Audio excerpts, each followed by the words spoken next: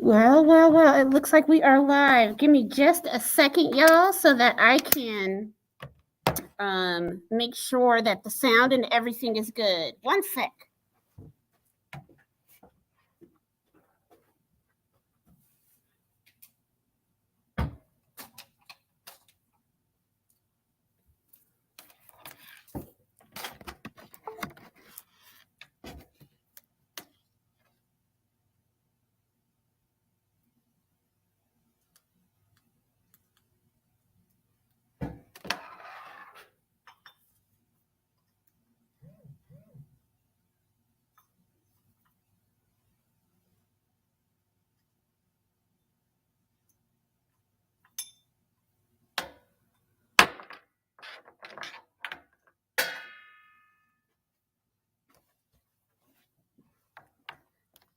Okay, y'all, let's see.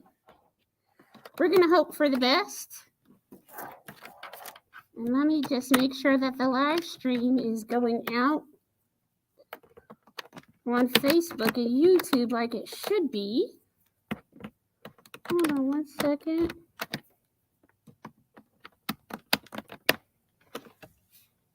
Whoops. Let's try this way.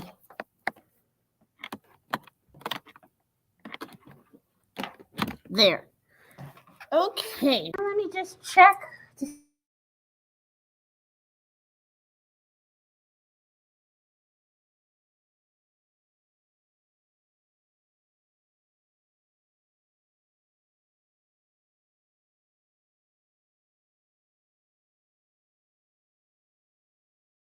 There. Can y'all hear me? Check, check, check.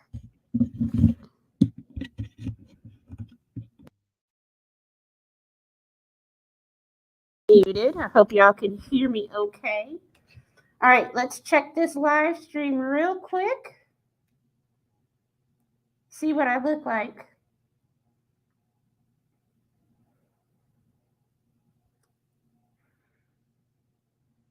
I don't see it on here. Let me check the Lamb Library page. One second, y'all.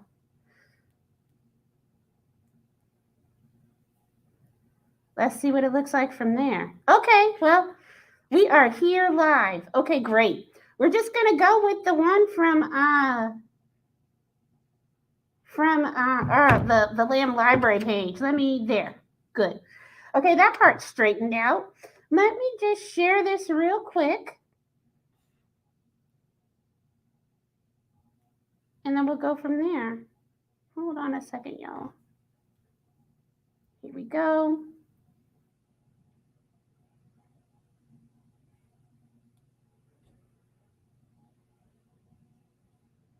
Join me today as we discuss the book Finding the Mother Tree by Suzanne Simard.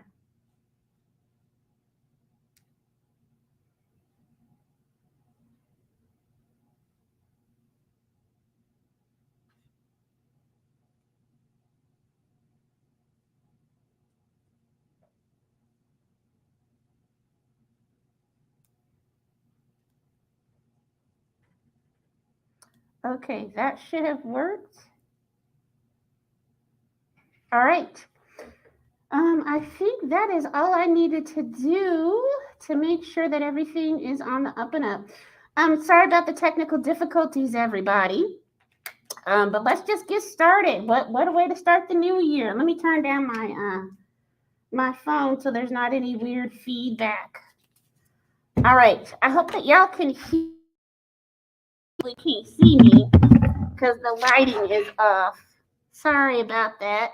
We're going to get it together real quick today. So happy new year, everybody. I am so happy that y'all are here.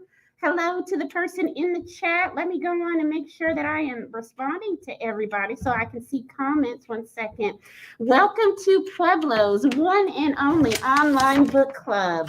Hello. Welcome to Lovely's Digital Book Club presents the first book that we're going to be talking about this year. It's called Finding the Mother Tree by Dr. Suzanne Simard.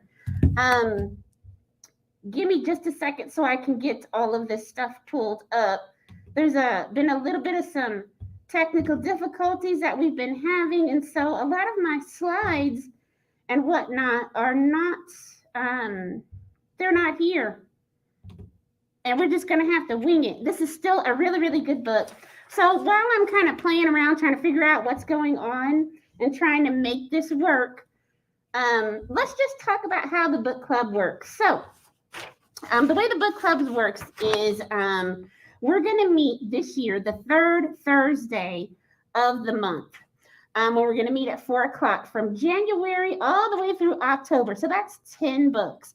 Actually, if you sign up to the newsletter, you'll find out that we're going to have a little sneaky double feature in July. And here it is right here for you to sign up to the newsletter. You click on that link and you'll be able to go there and sign up to the newsletter, get all the PDFs, the information and whatnot, so that you can be ahead of the game. Let me go ahead and put that in the comment section so that y'all can actually click on it.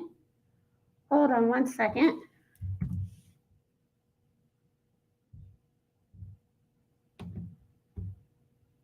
There. Okay.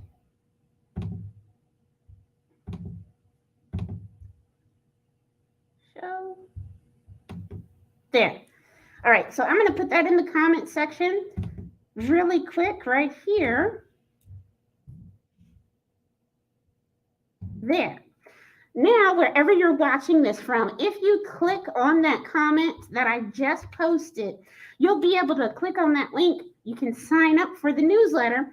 Then you can be ahead of the game. You'll know what books we're reading all year before everybody else will. So basically, how does the book club work? So we go live on the, I said 4th, on the 3rd Thursday of the month. At the end of every live stream, I will be announcing the next month's book that we're reading.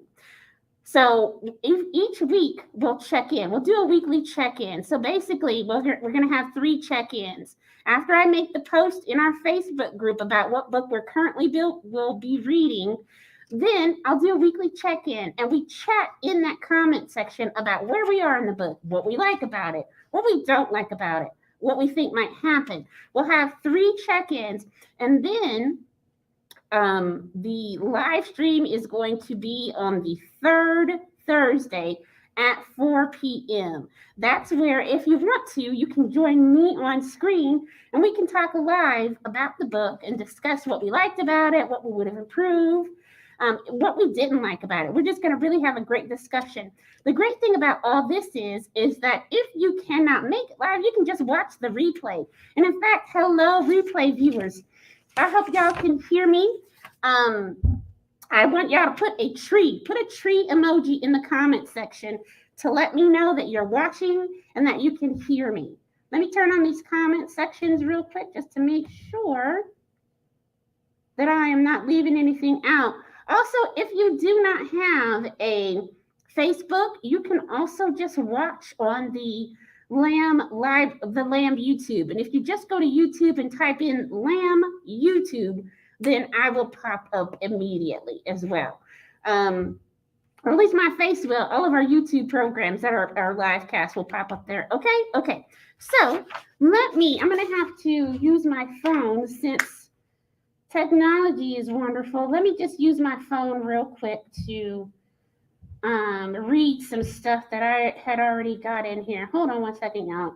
I have to pop over here real quick. Thank goodness I have a couple of workarounds and whatnot. Let's see.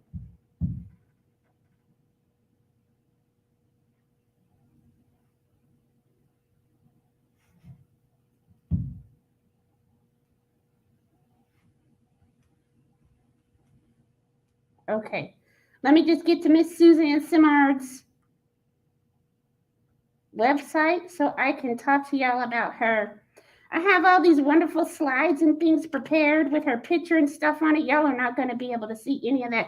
You know what? Let me quit. You know what? I forgot that I have a whole website, a whole computer right here. Hold on.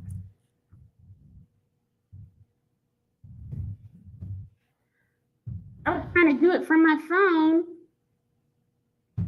And I forgot that I could just do it from here. Hello. All right. There. Okay. So the book that we're going to be discussing today is called Finding the Mother Tree by Dr. Suzanne Simard. Let me just go ahead and read you really briefly what the book is about. And then we'll go from there and we'll start talking about it.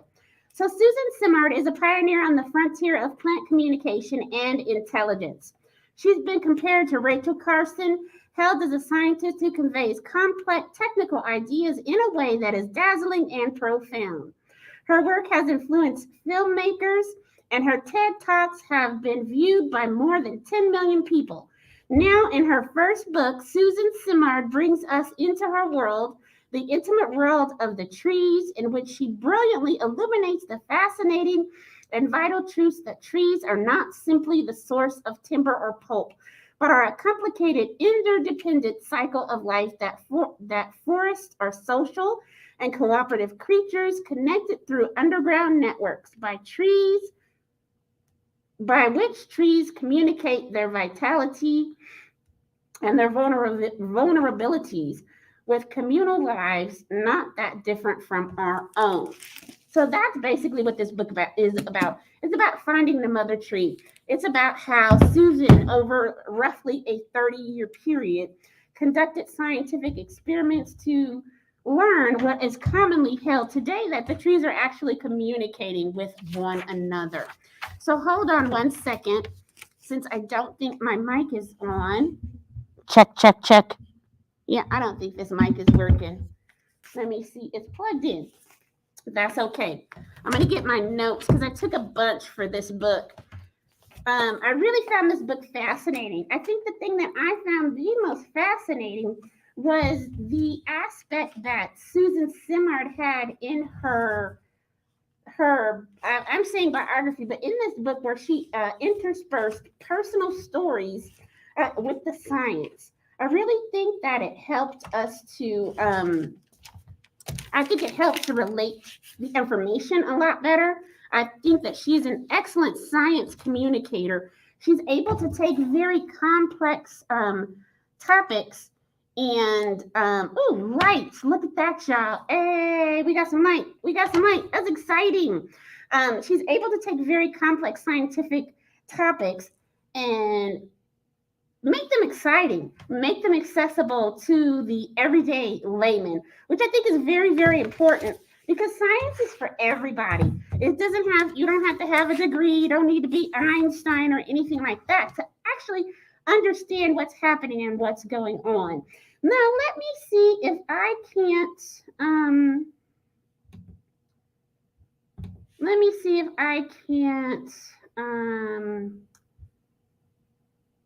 share my screen. I'm trying to see how to do that on here without, hold on. Share screen. Okay, so let's go over here. Let me see if I do this. Let's say share screen. And then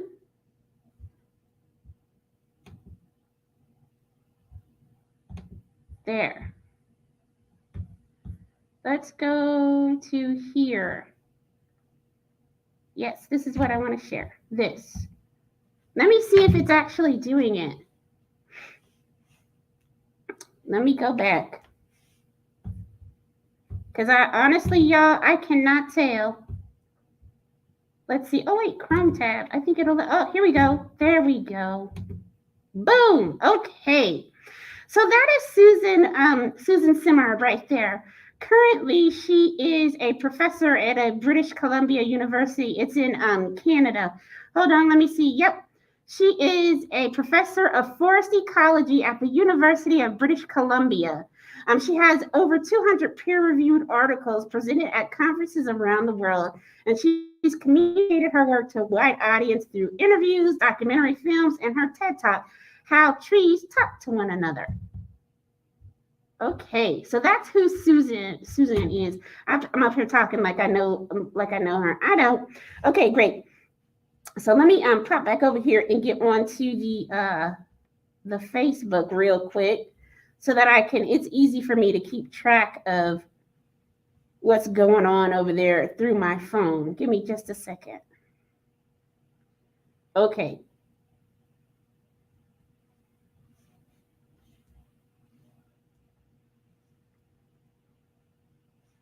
There. Okay, now I can at least see myself. So let's jump into it. There were several themes in this book. Hold on one second. I got to fix my light.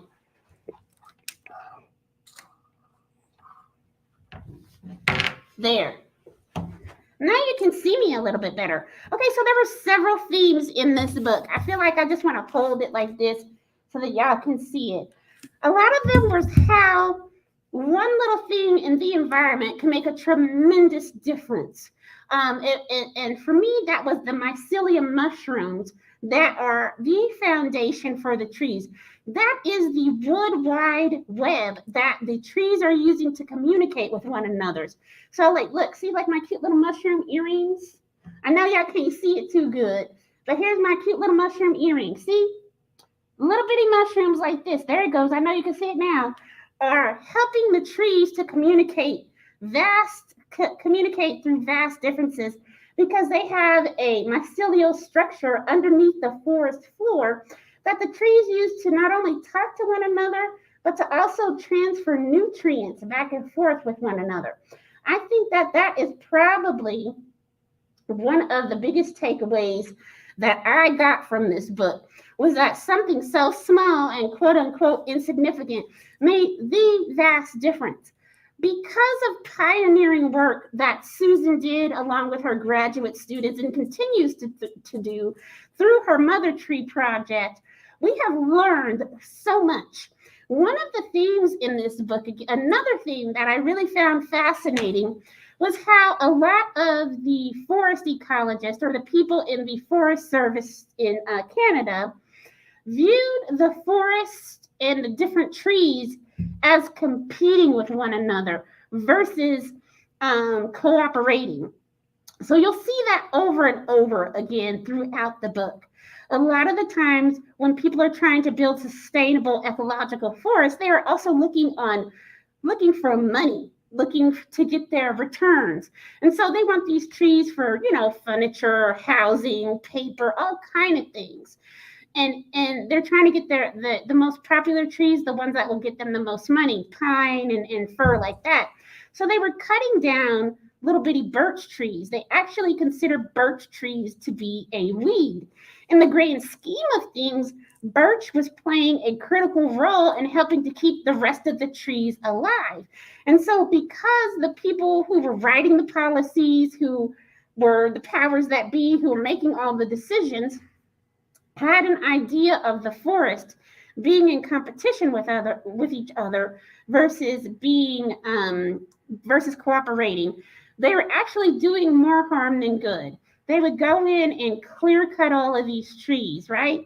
And saving the ones that they wanted to sell, the ones that were going to go to market, but cutting down the other ones who were a vital part of the health of the whole forest. So let's just jump into a couple of questions. Let me check the comments really quick. Also, please remember to share the live stream. If you are finding this helpful or informative, share the live stream and like the page. It really, really helps and it makes a difference. So remember to like the page. And also remember to share the live stream. Let's see. And share the live stream so that everybody else can come and hang out with the cool kids and learn all kind of neat things just like you are. Okay, hold on one second. Do I have a mouse? There we go. Okay. All right, so first question. Impression. What, if anything, in this book struck you? Did it impress you? Were you annoyed? Why? Okay, so one of the things, like I said, was the how one thing could impact everybody around them.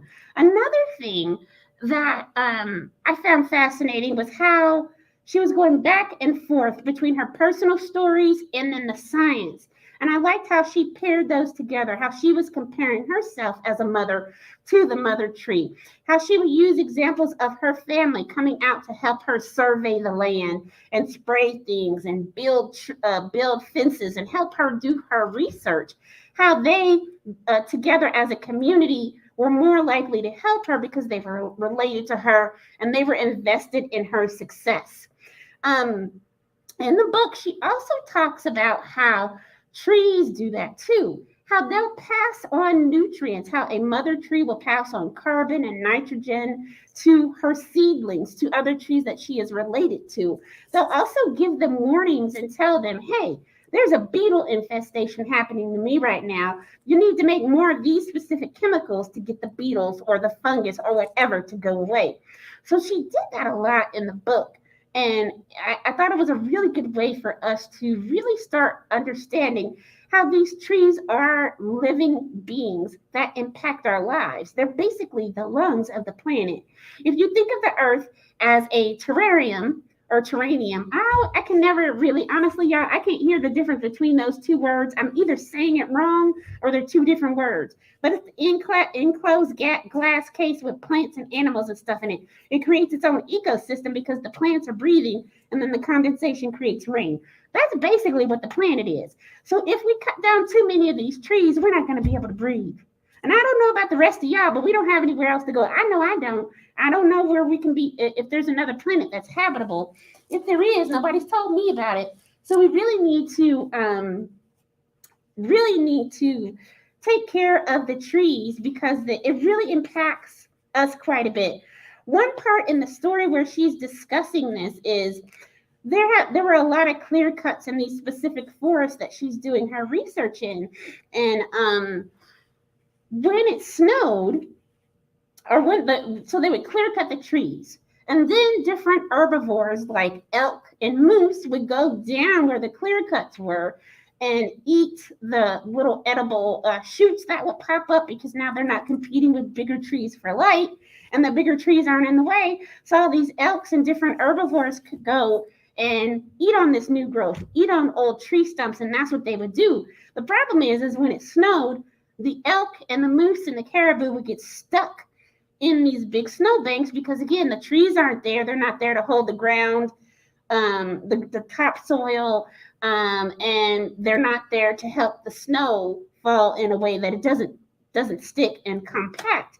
So they would get stuck. Then the wolves, who are natural predators for elk, moose, and caribou and deer, would come down from higher parts in the mountain where they were because all of their prey had gone where? Down into the clear cuts. So they're following their game. They go down there, they're hunting the wild game and they're eating them and whatnot. But then also they start hunting farmers who have cows and stuff. They start going after their game too because they're already down there. So that's creating problems. Now, the people who originally clear cut the forest, they're not thinking about the health of the forest. They're not thinking about the predators and how that's going to impact them, but that's exactly what happened. And again, she illustrates how sometimes our own personal choices impact those around us in ways that we really probably couldn't foresee or wouldn't have even thought about until it happened. So I really liked how she tied that together very well. All right. Let me check the comment section really quick to make sure. Oh, I forgot I have a mouse. Let me check the comment section. Here we go. Just to make sure that I'm not missing anything. Okay. I don't see anything. All right, let's see.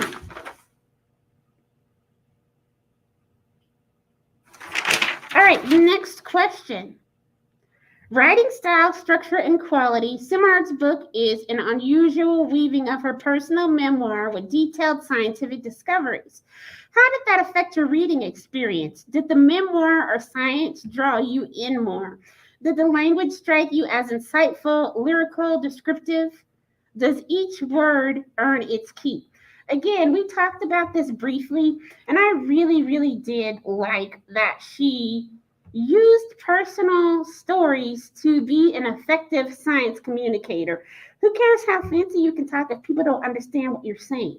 She has to be able to tell a captivating story so that the scientists who do understand her scientific language will actually listen to her and her discoveries, but also so that the general population who might not have all that science but still understand the gravity of the situation and they care about it. So she had to be able to do both.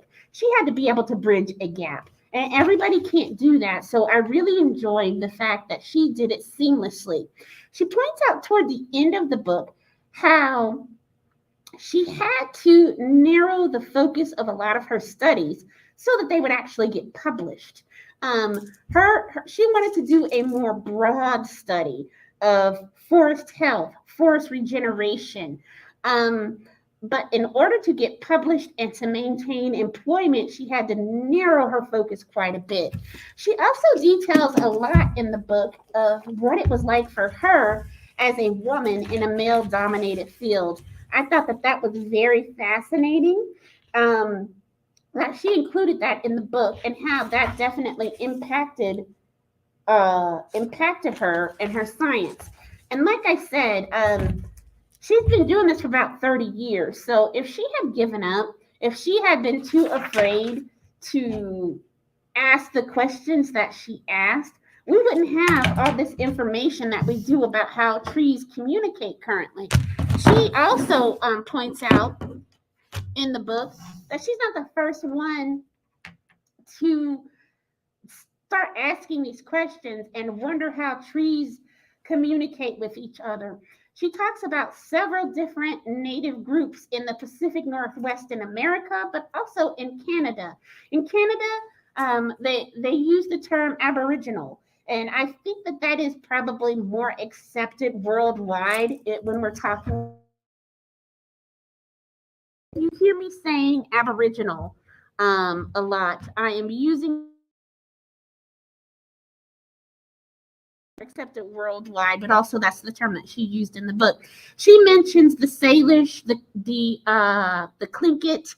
I almost said Kootenai. She is that's a different group.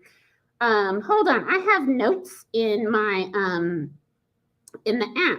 Did y'all know? That's another thing. Did y'all know that you can actually take notes inside of any of our streaming apps, like the Cloud Library or Hoopla or Libby? Any of those, you can there. You can take notes inside of those. Hold on one second. Let me get rid of this ticker tape thing. There. Okay. So again, sign up for the newsletter because I include all kind of details like this in the PDF that I send out to everybody on the newsletter. There's all kind of read-alikes and interviews and things like that. It's in the comment section on the Lamb Library Facebook and YouTube page. So click on that link to sign up for the newsletter, or you can just copy and paste it and sign up there. Anywho, let me look at some of these.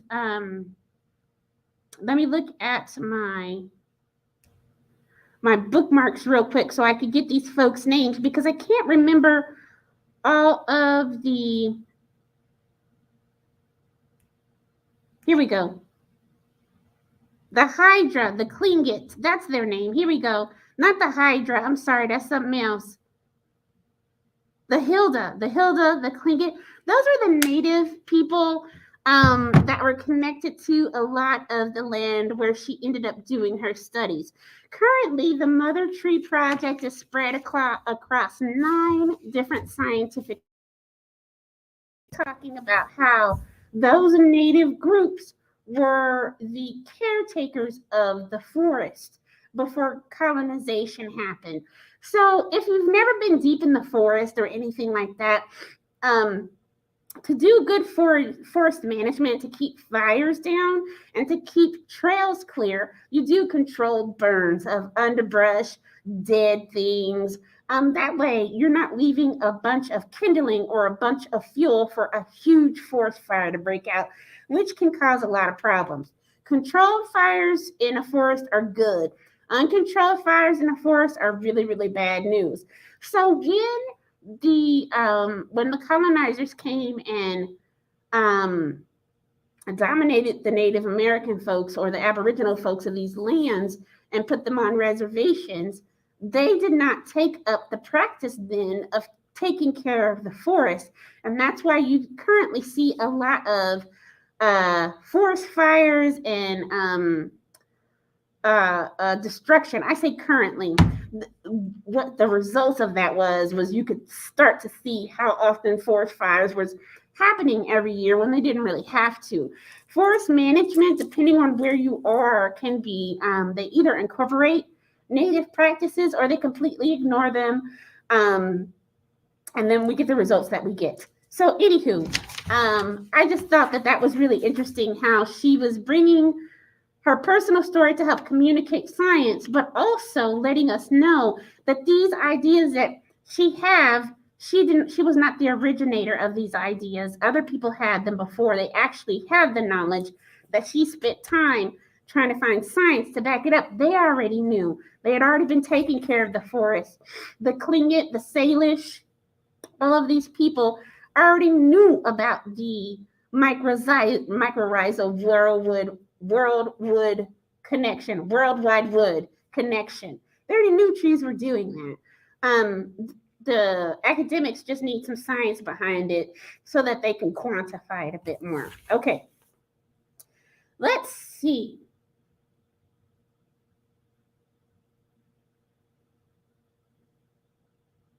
Let's go to question number 7 because it's about 4:30. So we're going to probably wrap it up in just maybe another 15 minutes. One of the themes of the book. What do you think of Simard's discoveries that trees communicate through fungus and mother trees? Help younger trees. Are they controversial because they highlight cooperation over competition in nature? Do you agree with Simard that metaphorically we can learn from trees? How does diversity challenge and enrich us? So one of the things that a lot of people found controversial is they felt like Suzanne Simard was anthropomorphizing these trees and making them to have more complex lives and communication skills than what they actually do. Part of that is because people don't want to seem too out there or too woo-woo. They don't want to be the first person to express something that is out of the ordinary, even if there's evidence staring them in the face, even if they have done scientific studies that prove that, yes, not only are these mother trees helping their own offspring and their own relatives, but they'll help stranger trees too. So this means that Douglas firs were also helping out beech trees or pine trees. They were giving them extra water. They'll shade them from too much sun that might burn them and stunt their growth before they're ready. They'll help them with CO2 uptake and distribution, things like that. Also, I do think that we can learn a lot from trees. The mother tree will pass on information and wisdom to younger trees to help ensure their growth. If they're related to her, they're probably going to get a lot more of that information. But even if they're not, she's still going to help because they work and live in a cooperative environment. So what she does or doesn't do for one is going to affect all of her offspring and hers too. And by her, I mean the mother tree. The other thing, let me see so I can get this question right. The other thing that a lot of the forest, I want to say forest rangers, that's not the word for them, forest ecologists, talking about is they didn't understand how a diverse forest equals a healthy forest. Some of the fungi in the mycorrhizal network only talk to specific trees or only work with specific funguses. And so that's why you need a diversity so that they overlap and the communication can be stronger. Think of a strong or weak Wi-Fi connection. You either have the password or you finagle it or you jump on one of those free Wi-Fis that are available. It's a similar issue with trees. So I think that for some people, it might have been a little woo-woo and a little out there, but she was still right. And again, she is having to hold on. Pardon me. She's having to produce information that the general public can understand. Also remain relevant at her job and produce papers that people are interested in and that attract grad students that also are curious about the same things that she is curious about. Let me see what else. Okay, let's see. Nope. I'm just double checking my notes to make sure.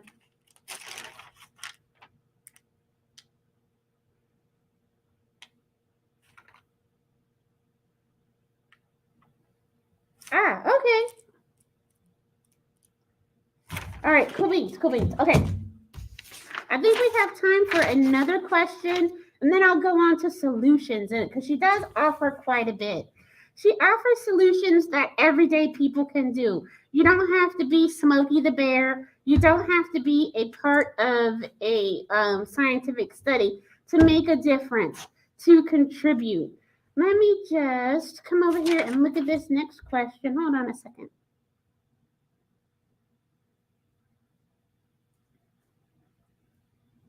The one thing that I think I skipped over was how Dr. Simard comes from a foresting family as far back as she can remember. I think one of her grandmothers, I think it's called, you say Quebecois, maybe that's the language, the type of French that they speak, or maybe that is the people that they are.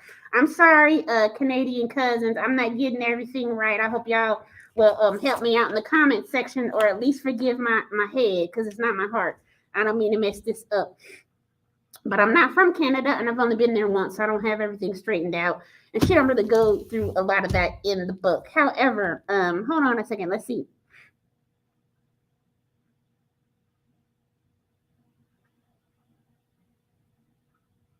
We already did question 7. Hold on. We don't need to answer that one again.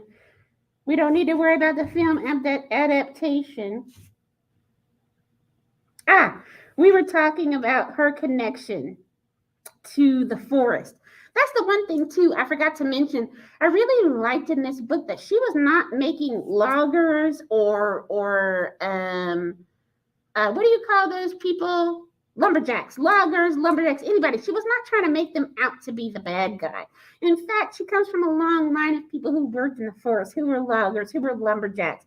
So she understands that you can cut trees and use them in a healthy way that will help the forest to regenerate.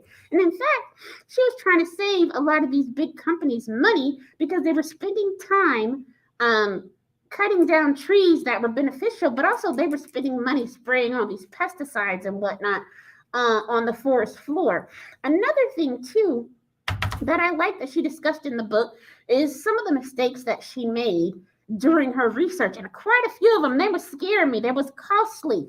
Like on a couple of occasions, she either didn't pinch the mask on her nose, she didn't pinch it down right, so she ended up breathing in wood particles. On another one, her and her sister, when they were out spraying these weeds and underbrush with these really harsh chemicals, glyphosate, that can cause cancer, they ended up breathing in some of that stuff because their masks didn't have any filter.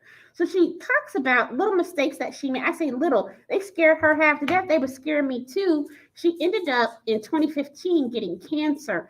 Now we have no way of knowing if it was because she was exposed to several of these chemicals, because cancer does run in her family. But she had to deal with cancer and regenerating herself all while conducting these studies. She had to deal with divorce, death in her own family. Just a lot was going on. I really think that helped to humanize, that's not the word, humanize, make the forest seem more human. The forest was going through stuff too with clear cutting and diseases and sicknesses. But just like Dr. Simard, it can regenerate itself too. Fortunately for her, she's been cancer free. I don't have no wood to knock on my head or this not wood table. But anywho, she used that as a metaphor for her life as far as wanting to pass on knowledge to her children. She has two daughters before she was to pass on as well. She has connected her children and even her niece. The death in the family was her brother Kelly, and connected them in such a way that they too are intertwined with the forest. They too have mother trees, not just their own mothers, but their aunties and their grandmother. Because even when she got a divorce, her mother was helping her take care of those children. Actually, so is her ex-husband. They co-parent, so that's good too. And that's another thing too. Even though they have their differences, they're still wanting to raise their children in a healthy environment. She talks about how her parents, Suzanne Simard talks about how her parents got divorced. And they did, but they still both came together, even though they didn't like each other. When their baby needed them to help do survey of the forest and whatnot, they all came together. They just made sure that their mother and dad weren't there at the same time so they wouldn't be fighting. Let's see. Let me see. Again, remember to like the page and to share out the live stream if you are finding this talk interesting. And if you want to next time appear on screen with me, definitely join or sign up for the newsletter so that can happen. There's the reminder. Click the link, sign up for the newsletter. Okay, let me see. Again, we can end with this question and then we can talk about read-alikes and whatnot. So who is Simard trying to reach with this book? I think that she is trying to reach the general public. I think it might be a combination actually of the general public and people who are in the academic scientific field, but mainly the general public. And I think that that's important because she has already, this book was published in, hold on, let me see when this book was published.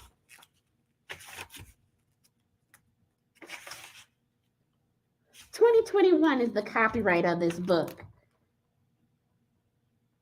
Let me see if I can find out when it was published. I don't see, yeah, published. It was also published in May. So she's been doing this work for 30 plus years. And she is a leading expert in the communication of trees and the health of forests. The scientists that aren't convinced now, they're just not going to be convinced. It doesn't mean that she stopped doing research or her mother tree project isn't still going on, because it is. I just think that she realizes she can't waste time with people who don't want to believe what's in front of her, what's in front of their eyes. What she can do is reach out to the rest of us who maybe don't know all of these things and start educating us so that we get interested, so that we understand what's at stake, so that we start caring more about our environment and the trees and the forest and whatnot, and how that relates to each of us. I think that there is a lot of things that we can learn from trees. Did you know that if you even walk outside of the library right now today, or anywhere where you see a bunch of trees, if a tree is growing in a direction and it senses the limbs or branches or leaves of another tree, it will stop growing in that direction to give that tree room and find another area where there isn't a tree that it's going to bump into and grow that way. Trees are that considerate that they know that they don't need to take up all the space. They just need a little bit of space. So they cooperate with one another so that everybody has room to grow and establish themselves. Does it mean that trees don't have competition, that they're not competing for light and nutrients and good soil and water? No, but it does mean that it is definitely more of a cooperation versus a competition. And a couple of the things that Suzanne Simard suggests that we can do to help educate ourselves, to help understand our environment better is she's saying that we have the power to shift course. Hold on, what is she saying? Here we go. It's up to each and every one of us. Connect with plants you can call your own. If you live in a city, set a pot out on your balcony. If you have a yard, start a garden or join a community plot. Here's a simple, profound action you can take right now. Go find a tree, your tree. Imagine linking into her network, connecting to other trees nearby. Open your senses. So she's saying you don't even have to live in the Pacific Northwest like she does, or I keep saying Pacific Northwest. She lives in Canada. You don't have to live in Canada. You don't have to live in Colorado to understand how important the plants and animals are, specifically trees in this case. You can even, if you live in an apartment complex and you don't have a garden, you don't have a yard or a green thumb, you can go to a park and find you a favorite tree and connect to that. I promise you, if you go on a regular basis, maybe it's weekly, maybe it's bi-weekly, you'll start to notice the environment and you'll be able to register changes from the last time you went when you keep going back over and over. It's a really good way to establish a connection with your environment, but also your neighbors and your impact on the environment as well. So we just got about 15 minutes left. And so since I can't share the slides that I made for you because I didn't get to upload them, let's just talk about a few read-alikes and whatnot, a few of my notes. Some more solutions before I move on. She talks about getting involved in your local forest.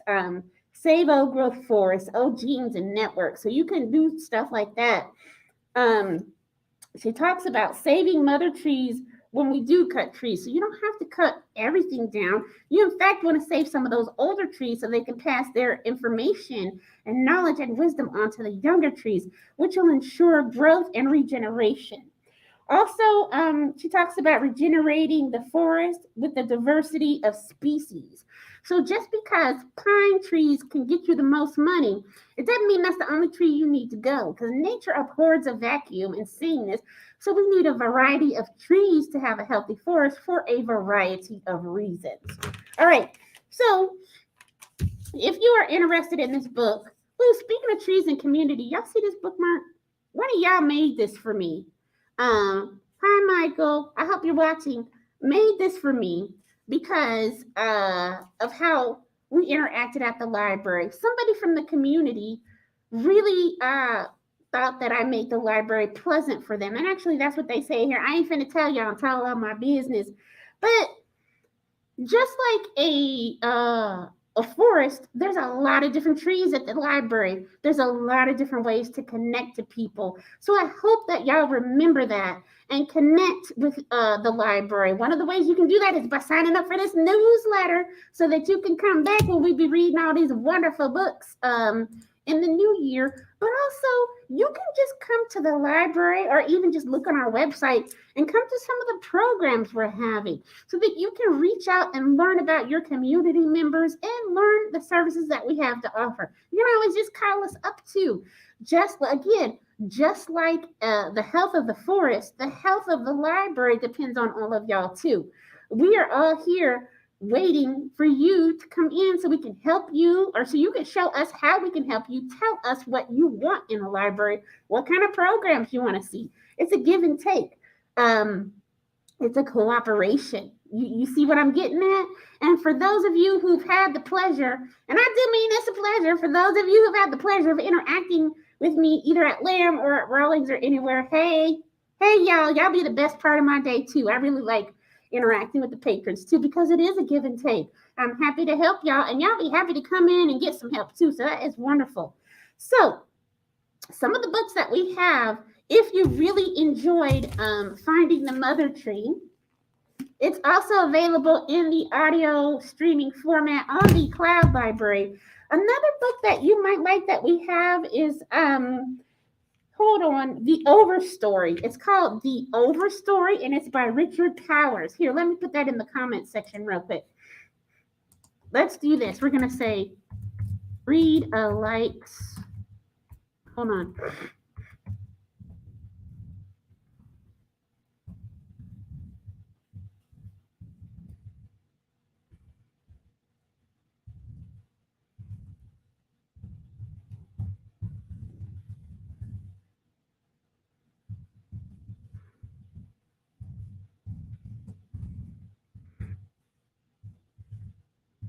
Okay, so one of the first read-alikes is called the Overstory. Hold on.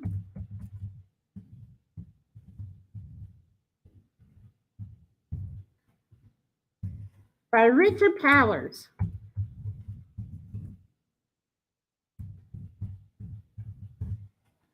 It is also about trees and they're interconnected as well. And in this book, you'll hear Susan talk about the overstory and the understory.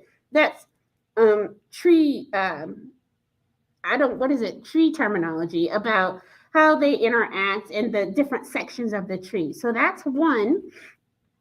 Let's see. Another one is The Hidden Life of Trees by Peter Woolhoven. And actually, if y'all have been a part of the book club for a while, you'll remember that Peter Woolhoven did The Secret Life of Animals as well. So let's do this. It's called The Hidden Life of Trees by Peter Woolhoven.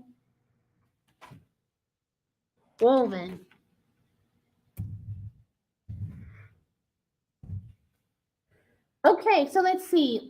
Braiding Sweetgrass by Robin Kilmer. And what else do we have here? The Heartbeat of Trees again by Peter Woolhoven. Those are just a few of the books that we have here at the library that will help you do a deep dive into forest ecology, trees, and the environment and how they are all interconnected. Oh, you know what? Another one is really good too. That talks about the mycorrhizal network under the trees. It's called Entangled, T-A-N-G, Tangled. Oh, let me spell right. Hold on, y'all.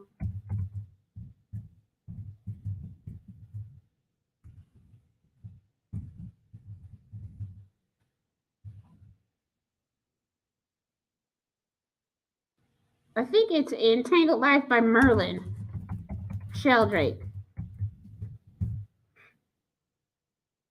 Let me go back and spell that correctly. There. So Entangled Life by Merlin Sheldrake. That's also a book that we have in print as well as an audio streaming book. Really, really fascinating book about mushrooms, healthy soils, mycorrhizal networks, and the classification of fungi. Is it a plant? Is it an animal? What is it? What's going on? That's another book that talks about how trees and plants communicate as well.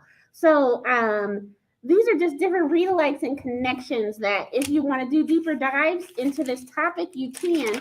Also, on Canopy, we have several documentaries that you can actually watch. So if you're not aware, your library card gives you access to a streaming platform called Canopy, where you can check out 10 movies a month. There's lots of documentaries on there, and there's also a lot of mainstream movies too. And it's all free with your library card. If you want more information on that, come into any of our branches or just give us a call, and we can help you hook up with the Canopy app. But there are about 4 different films. There's a 45-minute documentary called Intelligent Trees. There is a Ken Burns documentary on there. I think it's like 9 hours, or you know how Ken Burns is. He likes to do a deep dive into a topic because he's thorough. It's called The National Parks, America's Best Idea. Oh, that also reminds me. Another thing that you can do to help with connecting to your forest and national parks is to come and check out a national park pass from the library. We also have those national park backpacks too, with binoculars in it, so you can look at birds and trees and identify stuff. But you can sign up for one of those passes so you can get into a state park for free. You will not have to pay. You don't have to have a state park pass. You just check out that backpack or the state park pass, And then you can get in there with it for free. It usually has maps. If you get the backpack, it has maps, it has binoculars. I think it has a bird watching guide in there too. If it doesn't have a bird watching guide, you can come and check a book out about the birds that in Colorado that you're likely to see or hear as well. So I highly, highly recommend that because the library offers so many cool things like that, and the state park pass is just one thing. Another documentary you can watch on Canopy is called Roots and Symbiosis with Non-Plants. That's about 31 minutes as well. Okay, so I think that's roughly it. We talked about the read-alikes of the books. We talked about the connection and how trees are trees, but they do have a system of relations. Like they have family members. They talk to them. They want them to thrive and survive, just like people do. I hope you found this book as fascinating as I did. It was wonderful. Now, next month, the book that we are going to be reading is called The Memory Librarian, Stories of a Dirty Computer. It's by Janelle Monáe. Let me go ahead and put that in here.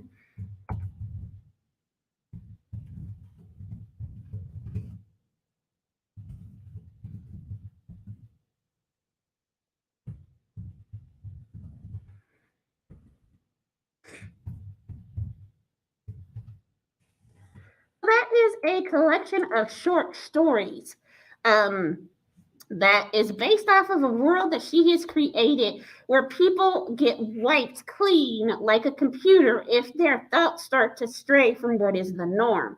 She has an album out. Y'all hear how old I am? Child, I'm finna be what? How am I gonna be? I'm gonna be 49 on January 29th. I'm still calling things albums. I guess that's what they do call them. I don't know, child. I don't know. Anywho, but she has an album called Dirty Computer. I think it must have came out maybe in 2018.